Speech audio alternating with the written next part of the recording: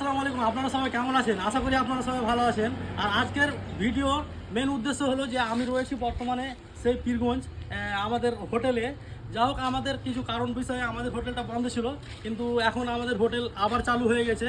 আর সেই হোটেলটা এখন আছে কোথায়? যেখানে ছিল সেখানে আছে পীরগঞ্জ, এখানে আশরাফুল মেকানিকের দোকানের সামনে এবং পীরগঞ্জ স্কুলের মহানন্দা স্কুলের সামনে মালদা যেতে রাইট সাইডে আছে। আর আপনারা দেখতে পাচ্ছেন এখানে এদিকে দেখাও, আমাদের এখানে আসো।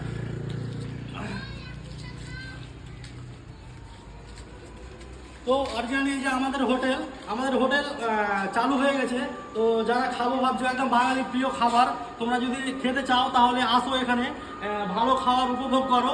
আর আমাদের হোটেলের সাথে সবাই ভিজিট করো, আর ভিডিওটা বেশি বেশি করে শেয়ার করো, যেন সবাই জানতে পারে যে আমাদের হোটেল চালু হয়ে গেছে। বিশেষ করে আমাদের মেনু তো থাকছে, আমাদের মিলামিষ যারা খাবে 4 থেকে 5 রকমের সবজি থাকবে, এবং চিকেন দেশি, এবং অন্য অন্য ডিম টিম আরও রয়েছে অন্য অন্য কিছু।